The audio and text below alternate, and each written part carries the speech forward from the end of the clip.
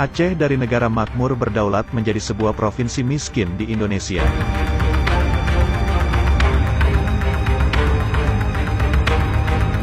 Ketika Jepang menduduki Aceh, tahun 1942 sampai tahun 1945, status residen dikekalkan yang dipimpin oleh Cokan.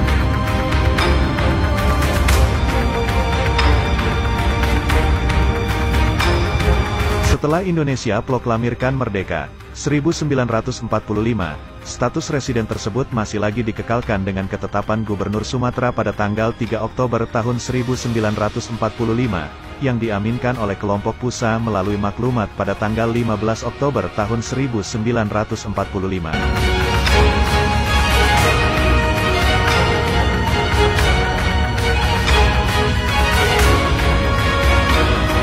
Pada Desember tahun 1949, 5 tokoh Aceh meminta kepada Syafruddin Prawiranegara, Wakil Perdana Menteri Indonesia, supaya status Aceh dirubah menjadi sebuah provinsi bagian dari Indonesia.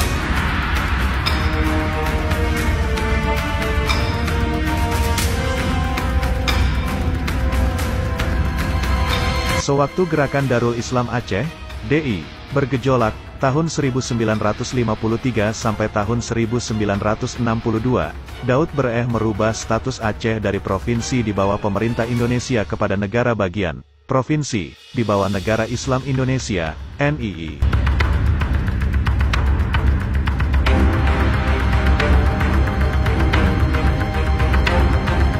Sewaktu Muhammad Hatta, Wakil Panglima Tertinggi Angkatan Perang Republik Indonesia, mengangkat Daud Bereh menjadi gubernur militer untuk daerah Aceh, Langkat dan Tanah Karo, dikenal pasti 5 tokoh Aceh, yaitu Daud Bereh, Hasan Ali, Ayah Gani, Nur El Ibrahimi dan Teuku Amin meminta secara lisan kepada Syafruddin Prawiranegara sewaktu berada di Aceh, tahun 1948 sampai tahun 1949, memburu supaya Provinsi Aceh secepatnya didirikan apabila politik RIS sudah stabil.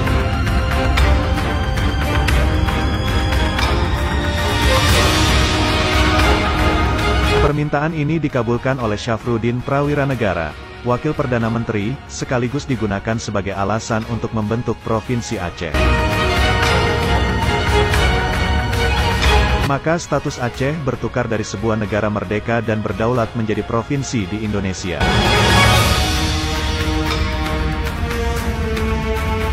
Sejak itulah Aceh menjadi salah satu provinsi di bawah pemerintah RIS, sekaligus melantik Daud Bereh sebagai gubernur sipil di Aceh yang tunduk di bawah pemerintahan RIS.